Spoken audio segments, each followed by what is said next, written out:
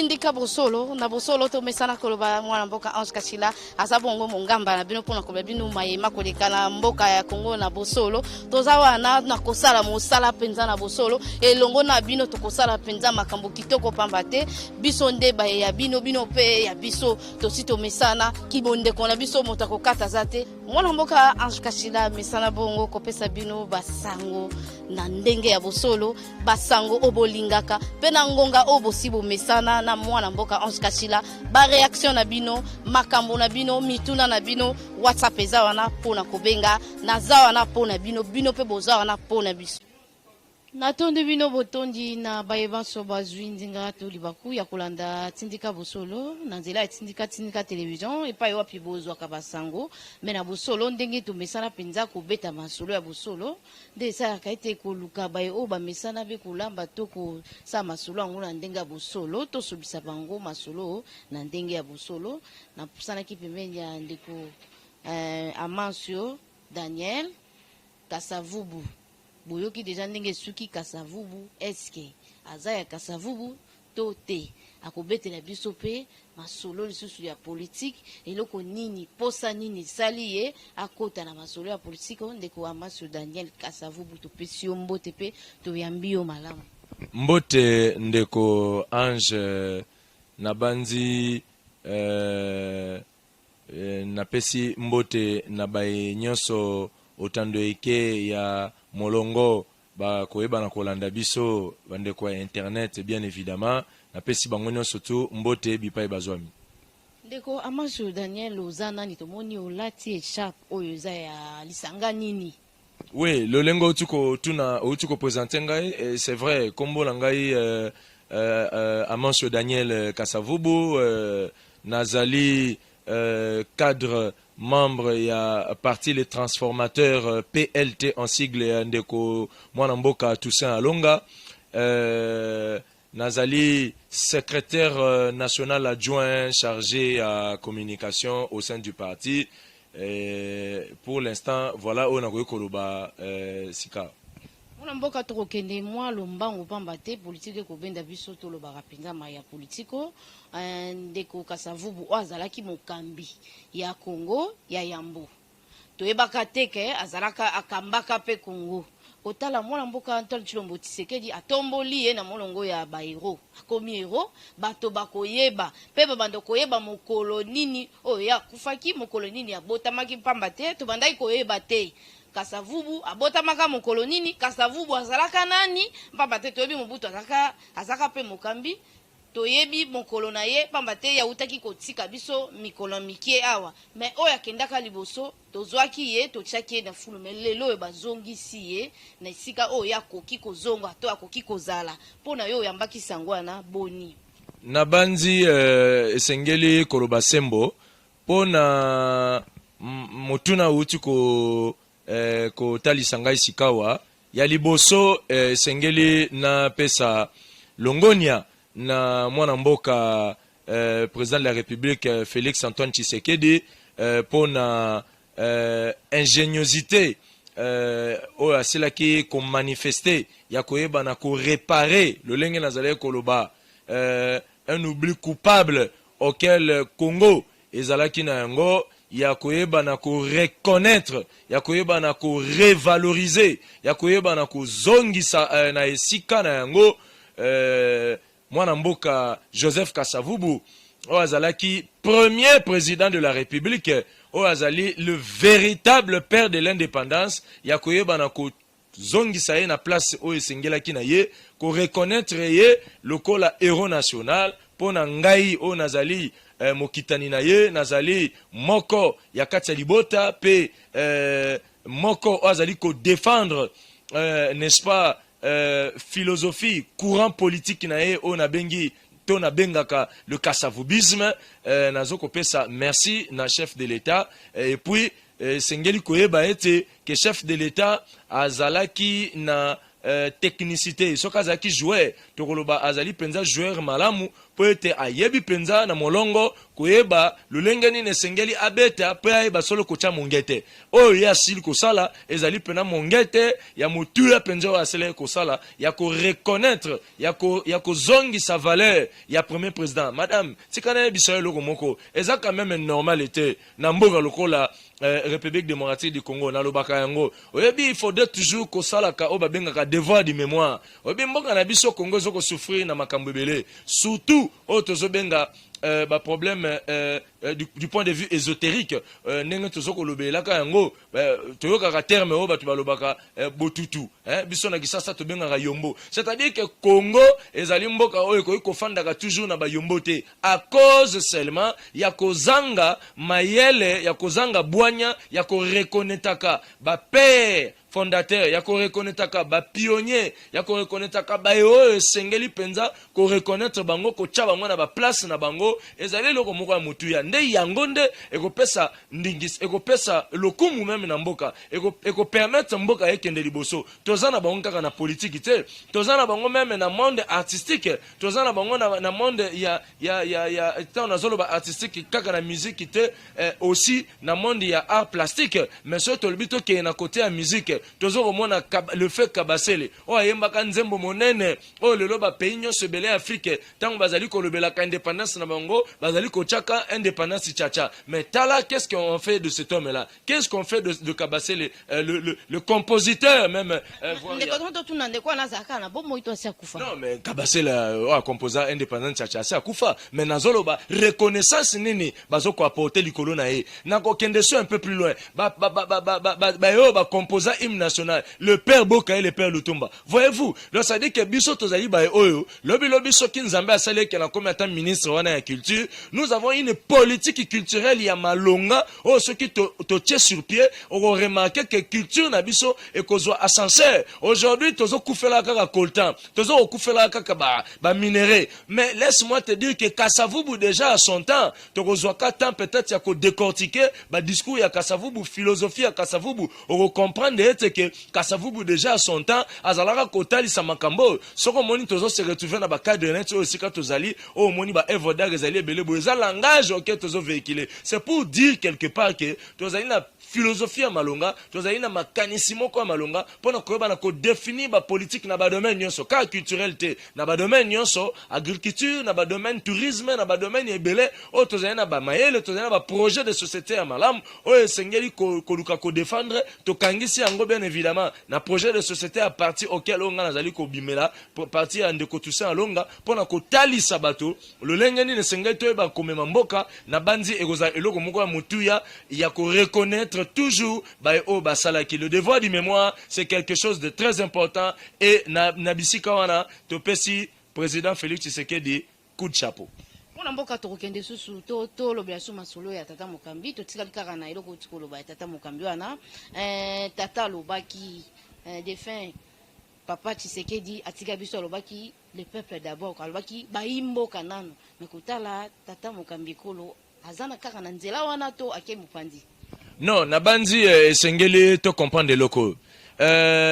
Lorsque nous parlons les dépositaires testamentaires de courants politiques ou d'idéologie, Félix Tshisekedi, le président, Azali mieux placé, il y a qu'à défendre cette courant politique que nous appelons le tshisekedisme. Et le tshisekedisme, nous voyons dans le tshisekedisme ce qu'on appelle l'état de droit. Et l'état de droit, dans l'état de droit comme valeur républicaine, non seulement un slogan, mais c'est tout un esprit, c'est toute une philosophie auquel l'IDPS et Zalaki ont développé. Il y a le peuple d'abord. Pourquoi le peuple d'abord? C'est parce que le sphinx de l'imité, Etienne Tshisekedi, avait réellement compris que lorsqu'on parle de la démocratisation, lorsqu'on parle de la construction d'un État-nation et les valeurs d'un État-nation auquel Bissot, par exemple, na PLT, tozali ko développer, tozomon na ba valeur auquel ezali na kati, il y a construction d'un État-nation, moko ya ba valeur ezali valeur ya état de droit. Ezali question d'actualité pour Nabiso. Ezali priorité de priorité. Et na kati na yango, lorsque tozomona valeur et état de droit, nous voyons justement terme local la démocratisation. Or, lorsqu'on parle de la démocratie, la définition est claire qui dit que la démocratie c'est le pouvoir du peuple par les peuples pour les peuples. Et comme la démocratie est le pouvoir du peuple par les peuples pour les peuples, cela justifie justement que le peuple d'abord, parce que c'est dans le peuple qu'on trouve un pouvoir auquel les biso ba politiciens na moment élection to kendaka vers bango population o bazo détenir pouvoir o bazo définir o bazo ko détenir majorité absolue auquel to kendaka ko senga bango ba defisa biso moi mpifo na bango pour qu'en retour tant biso to ko ba na ko sala to sala politique ya ba ventriotité to sala politique plutôt ya ba politicien classique auquel to zali ko définir la politique est là de gérer le bien de la cité. C'est-à-dire, maéo tozo sala ezali a bisoté. C'est-à-dire qu'ezali y a intérêt communautaire. Alors, tant que tozali ko gérer non seulement pour na basi na biso, to ko gérer non seulement pour na mabenga na biso, mais tozo gérer pour na intérêt à batunyo son neozomona la justice distributive, tozomona la distribution équitable. Il y a richesse, il y a nation, nezo permettre que mboka se développer. Ils permettent que bayo bazali ba ministre tope bayo bazali ba élite bayo basona kotambola justement na intérêt à peuple et c'est là où nous voyons le slogan le peuple d'abord ezobalana na théorème auquel on a aussi développé. Tondio penza pamba te maloba kitoko tolingi susu toyeba mato makanisi ya Joseph Kasavubu ezalaki nini na parti na ye yo omona kango etambolaka ndenge ni pamba te uti koyebisa biso lolenge nini makanisi ya Kondo Etienne Tshisekedi oyo Antoine Tshilombo akokoba na mayele to makanisi oyo abandaki deja soki azwi bokonzi akobimisa nanu bayimboka to akosala no bayimboka na ya sengeli na loba boye c'est vrai que le président Kasavubu azalaki initiateur ya parti auquel Aoutakate na kozonga mwa mokesima. Lorsque nous parlons de Kasavubu, politiquement parlant, ou appartenance politique, il y a parti politique auquel azalaki na yango, toyebi biso surtout que Kasavubu Aouta na Bako. Et historiquement parlant, à Bako ezalaki parti politique ezalaki créé et pas il y a ndeko Edmond Nzezalando na ba compagnon na ye et na kati il y a tergiversation justement aux alaki ko sala ete ke bandeko o bazalaki ya cataracte na luka bazalaki koyoka na te nde salaki ete ke baluka ko tala babwaka miso na ngambo mosusu ya province pour que ba na koluka ndeko ako zala na terrain neutre ou ako permettre avancement et salama. C'est alors qu'ils ont fait appel na Mbuta Nkasa qui est du bas fleuve nde ba ko benda e ayeko koma à la longue président ya Abako et kolandisama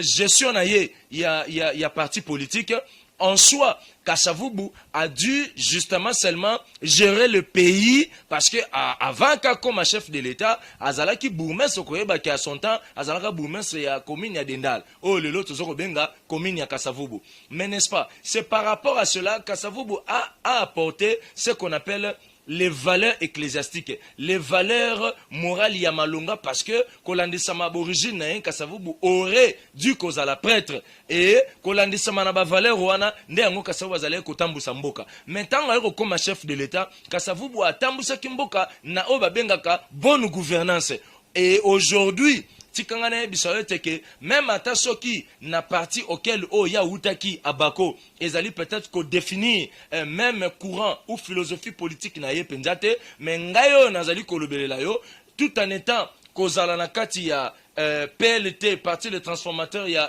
mwana mboka Toussaint Alonga na memi pe na kati na ngai courant politique auquel nazali toujours kolobela chaque fois auquel nazali dépositaire testamentaire on alobaka mikono sur le kasavubisme et moi qui vous parle je suis kasavubiste tshisekediste ezalite parce que nazo lukana sala diale lotope na ko lukaso kelo onini non nazo ko expliquer ba tout pour ba comprendre lorsque nous parlons du courant politique kasavubisme aujourd'hui comment le kassavoubisme se définit rien que dans ce qu'on appelle la bonne gouvernance. Et lorsqu'on parle de la bonne gouvernance, on voit le kassavoubisme. Et pourquoi je dis que je suis tshisekediste? Je suis tshisekediste parce que biso tozali bano te botami justement na résistance, na lutte o ezalaki kosala ndeko Etienne Tshisekedi o azalaki koluka o azali kobenga état de droit, et aujourd'hui tozali en cours de téléchargement, il y a état de droit pour que permettre Mbokanabiso etambola, d'autant plus que tu yebi que la justice élève une nation. Alors c'est par rapport à Yango, aux hommes on a que des courants politiques auxquels on a défendre, et on a point de convergence commun Yango au Tozobenga Respublica. C'est la République qui est le point de convergence. Il y a kassavoubisme, la bonne gouvernance, et le tshisekedisme, l'état de droit. C'est-à-dire, lorsque tu gères, tu ne gères pas pour ta famille, tu gères le bien de la cité, tu gères le bien de la communauté. Inutile pour toi de voler, inutile pour toi de faire le mal, d'autant plus que tu auras un salaire qui va te mettre na statut na yo, na rana ya ministre, na rana ya mandataire de l'État, na rana ya ambassadeur, na rana ya onyoso yo bipa yo kozala, mais néanmoins tant gozo gérer salaka kassavoubisme, parce que c'est le kassavoubisme nde ezali na bonne gouvernance. Et maintenant après kosala le kassavoubisme, vivre na kati ya état de droit, auto bengi le tshisekedisme. Zala juste, zala muto azali muto ya 2 poids 2 mesures te. Tambola lolenge sengeli. Et lorsque sali osmose, il y a ba courant politique wana, nde zali ko pesa elengina beauté ya la politique. Raison pour laquelle ngai na kangamina ndeko Toussaint Alonga na yepe ko apporter expertise na ngai auprès ya ndeko Toussaint Alonga, justement parce que Toussaint Alonga c'est un tshisekediste, azali mwana bio, comment dirais-je, politique. Il y a Sphinx de l'Imité, et ensemble nous marchons justement pour que toi même comment dirais-je, flambeau, il y a parti na biso le transformateur plus haut, de façon que lobby tant que tu pas souverain primaire au azali peuple, to senga ye pouvoir, et le peuple d'abord wana na kata démocratie à permettre biso te baso na ko gérer pour natina nae. On a beaucoup est-ce que na ngongo to ko sala soulèvement populaire. Bon, écoutez, nabandi kolobe la ba makamba soulèvement populaire ezali likanisi moko ezata kutu na santé. Bon, tango zoto nga question na bandi na internet tozomona message moko ezoleka, il semblerait-il que ndeko Bokecho asengaki na ndeko Martin Fayulu que ce qui ndeko Martin Fayulu azongi na Kisasa aluka sala soulèvement populaire. Bon, na yebite nazolo bien qu'il semblerait-il, j'ai pas une information exacte. Yambo na kota na profondeur na saluer président Martin Fayulu Madidi, bon retour au pays. Ezali mboka na ye, ezali mboka bakoko, mboka mabele na ye, tango azalaki musika ya Congo na pandémie o e frappé monde entier. Et ça la kete ketoka bwana na njoto kasi na molimo peut-être tozalaki esika moko parce que tozana intérêt commun au tobenga repana biso na PLT le nous debout dans la construction d'un État-nation, c'est-à-dire que aux ala mukongo muluba muswahili, mais lorsque nous parlons du Congo nous sommes un. Toza eloko moko to pesier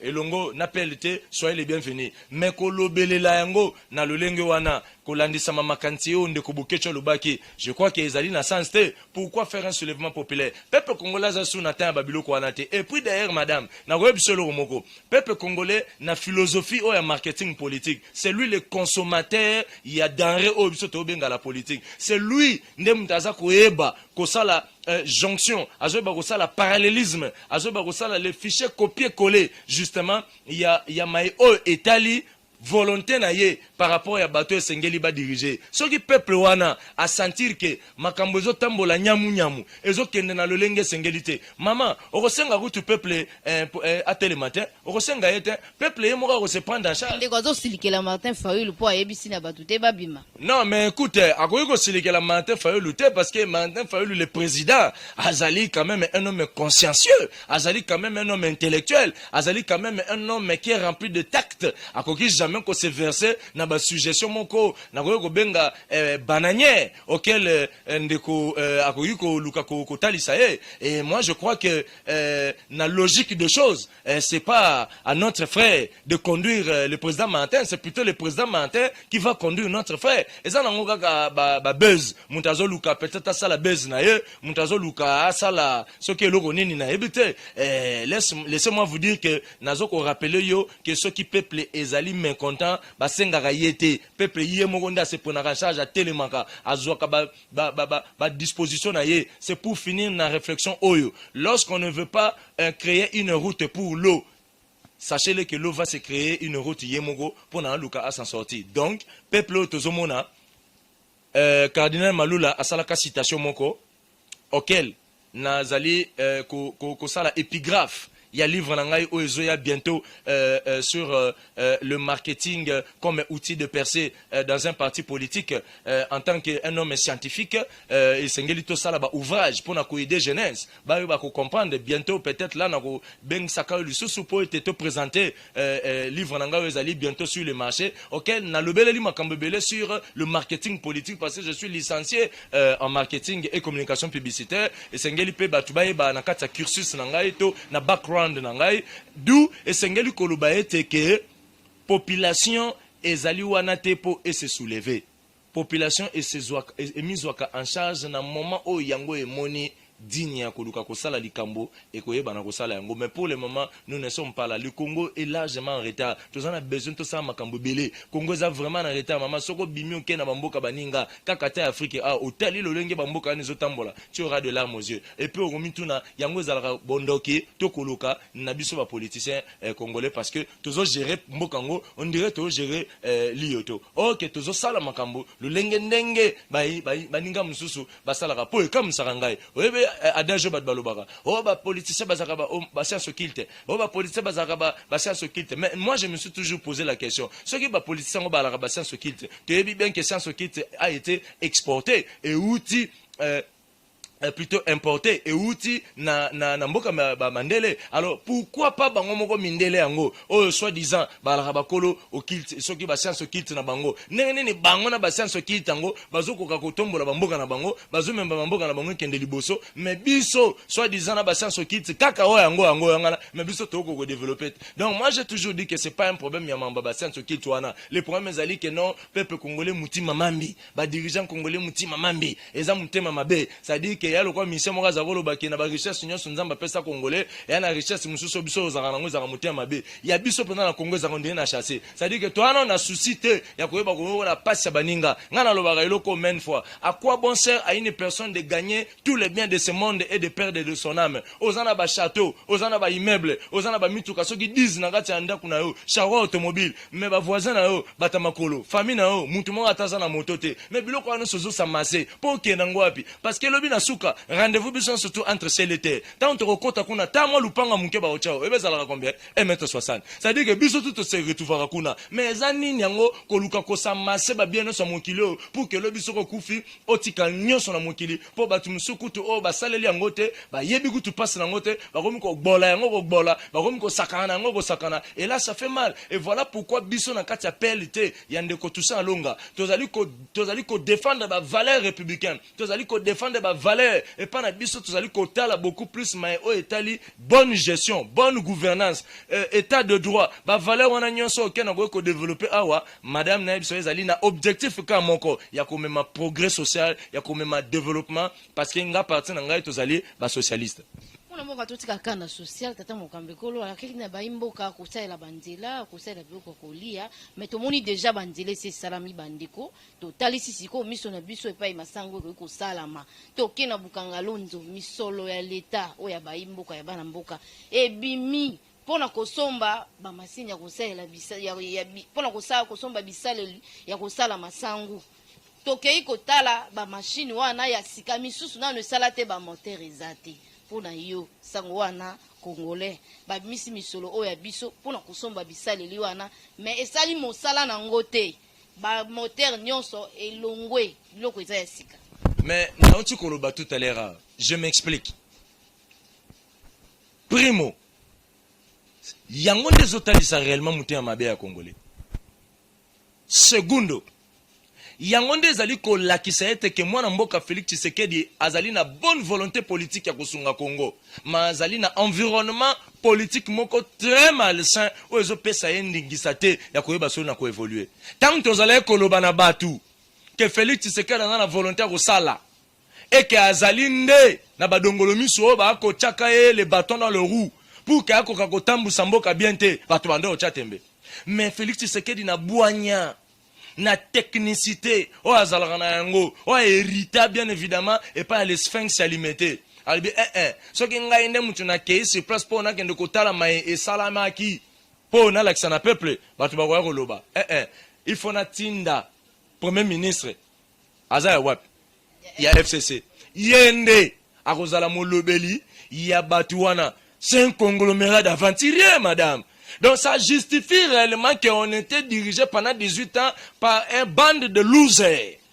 Oh, bah, anglais, bah, on comprend. Un bande de losers. Ça dit que des gens qui avaient seulement pour objectif et mission de dévaster le pays. Et c'est ce qui justifie aujourd'hui cet état de cause. Voyez-vous, projet le Kola Bukangalonzo. Allez-vous y comprendre. Tu condamné Kabila. Kabila, quelque part, avait raison. Kabila a dit qu'autour de lui, il n'avait pas 15 personnes pour accompagner. Bah, preuve, c'est pour dire que Bandeko Batambolina amateurisme, aventure, à outrance. Et nous ne voudrons pas des choses comme ça. Tu l'ingimboga kende liboso. Tu sengi na parquet général. Tu sengi na procureur de la République. Talaba dossier. Talaba dossier auquel il a besoin de qui et qui. Nanyango asalaki nini. Aujourd'hui, tous les gens ont moutoya qui pauvre locataire na katumwa qui coucou. Comme ministre paf kolongwana Gombe mazumbo ngwana wapi na bamboka mususu on doit veiller à ce que mutu tanga koti azala non pour s'enrichir mais plutôt te comprendre que mutu a outinde ko servir na bamboka mususu quand on fait la politique on s'appauvrit mais c'est le contraire na Congo lorsqu'on veut faire la politique c'est pour s'enrichir et ndé ngonde pesi même cette le luxe là ko pesa pour ça na ba jeune nyo surtout ba tutuba kende ko sa politique c'est vrai ba tubala ndanga ba ko tuna bongo yo moko kasi wa jeune o sa politique te nga na sa politique ya te po na ngo luka ko s'enrichir na sa politique parce que ça na kata makila na sa la politique kozolo bakabo pota msulobe kozali nazo sa la politique zela nazo sa la politique ezali parce que mwana yankoi ala kankoi on a connu Kasavubu politicien. Si on voit un Amaso Daniel Kasavubu en politique, c'est justifié. Et au Royaume, jamais, Amaso Daniel Kasavubu a ça la musique. Si qu'elle a jibé, n'a peut-être de bana, bon, bah, ça la musique, on peut comprendre, tant que tu es au monde à l'eau la moine, tu peux comprendre que les lots, c'est dit de Hugo. Donc, tant on a Daniel Amaso Kasavubu, c'est Kasavubu Joseph Yemoko en personne. C'est pour dire que, na zana posa, ya kozwa bokonzi lobby, et l'on a bande ko appel était, na baninga msuso ba kosangana na biso dans les jours à venir, c'est pour que tu as ko servir ndeba congolais, na ko landisama philosophie politique au biso ozana ngona kati ya PLT na oyo ngai moko nazali ko défendre nazolo ba le kasavubisme c'est la bonne gouvernance ata ba pesa ngai poste ya bourgmestre il faut na sala musala pona intéresser bato bazali ba grand électeur to pe bazali ba consommateur ya denrée auto bengi politique. Mwana mboka mwa mke mke to koma na suka masolo ngo eza kitoko makasi na kolunga na luka lisusu ndeko Daniel to solo lisusu masolo etali penza ba entreprise à l'état ndenge nini kweyaka mboka munene lokola Congo ezangi ba entreprise pendant 17 ans ya l'été zokufa ya bato oyo ba individu lokola tanga mosusu nga na sali yanga na zwa l'état na bomi. Est-ce que na mboka bongo tokoki kokoba kaka bongo bomoni loko ndenge facha kuti mboka oyo na banza lokwa mwa ngonga ikomi penza na mwa suka na koluka ya kozala wana pamba ta kosala musala pona bino ya lobia kosala population kozala pona misolote tokutala epe akozala pe député c'est kosala lokwa bande ko Daniel Safuta bande ko finga ndeko Jeannette Kabila lelo amemeli fleur ayembele joyeux anniversaire na plateau ndeko na ebité bokomi ko bangisa biso pona yo tokomi okoma na mwa suka ezakutu sujet lelo te me koloba bozolo ba kitoko ba Daniel Safu banda koloba boyi me basali ba silisi biso posa ko voter ba ponomi o ba kolobela biso na assemblée mwana mboka pona yo makanisi na yo ya sika o yeli bilenge pamba te tozana posa ko bongola Congo ezonga susu ndeza rakite na kosuki sana lisese o ba kino balinga koloba mingi nous ne sommes pas les foufous des mêmes mbadi ce qui veut dire quoi ba politiciens tokeseni ngaye na la politique eza par conviction et c'est par vocation na la politique c'est par na souci à ko défendre courant politique moko ko défendre idéologie politique moko nazali na mutu auquel nazali kolanda il s'appelle Kasavubu il s'appelle Etienne Tshisekedi bato wana mibale au début j'avais bien défini ba courant politique na bango je suis Kasavubiste Tshisekediste naza wana te parce que Félix Tshisekedi a président nazolo baboye po amona ngai po ngana koma mokonzi na ko rappeler que madame Justine Kasavu bazaka na IDPS, n'est-ce pas? L'air on a Félix Etienne Tshisekedi azala kutu président pété Sangope Yibanarate, mais elle avait milité à côté de cet homme-là. Pourquoi? C'est parce que Etienne Tshisekedi azaki na aura. Etienne Tshisekedi azaki na philosophie moko politique auquel azalait ko défendre. À l'époque, cette dame avait jugé bon yakotambola nae. Donc, si aujourd'hui je défends une idéologie politique auquel nazoluba lelo que je suis kasavubiste tshisekediste ezali ya kisankarate, eza ya kijale lote, ezali ya ba valeur. Biso tozali ba jeune politique oyo tozana posa ya ko changer changement tozana ngo besoin primo ezali to lingi ko servir d'abord population, segundo ezali te po to s'enrichir parce que na uti ko yebisa o que la politique eza apostolat. Être un serviteur de Dieu ne veut pas seulement dire qu'il faut avoir une église, avoir des fidèles pour prêcher la Bible. Non, être serviteur de Dieu aussi veut dire être leader politique et gérer une nation. Parce que biso tozali ba prototype ya ba David, biso tozali ba prototype ya ba roi Akab, biso tozali ba prototype ya ba roi, c'est-à-dire que ba roi Makabe, tozali ba prototype ya ba roi oyo Israël ezalaka na yango, ezalaka ko servir Nzambe au profit ya ba na Israël. C'est pour te dire que politique eza pona ba chrétien te, quelque part on dirait eza parce que baza ignorant, mais en retour ezalaka justement parce que lorsque vous avez une base spirituelle solide, une base ya éducation morale ya malamu okosala ete ke obanga koyiba mbongo na kesi ya leta yango moni batu batreta kasavubu na yuma balobi atala président oyo ya yuma soki ezalaki kutunga eme na simba lisheti kuluna na mbongo leta bakokanga yo na état de droit bakokanga yo tokosala de façon ete ke oyibi bakangi yo ngai ndenge ozomona ngai boye soki namoni ke ezosimba te je démissionne. Exactement parce que nous avons démissionné pour ne s'engoter pour makambo toyokani na moni ke simbite na tiki. Donc c'est pour dire que toyo sa politique pour n'avoir que c'est sabatute. Toyo sa la politique eza parce que toi na souci wana to moni ke mboka ezutango molaye et kena kokufa to na posa to relever to tombo la front comme na biso ezali nation ndenge ezali na kati ya hymne national na biso debout congolais.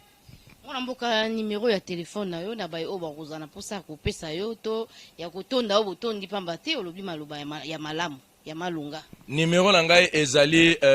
pour na bandeko bazali banda plus 243 90 606 777 1 asuka na bande lisusu plus 243 90 606 777 1 asuka. Totondi obotondi mwana mboka en tout cas topesi matondo mingi na biyumbu yo azalaki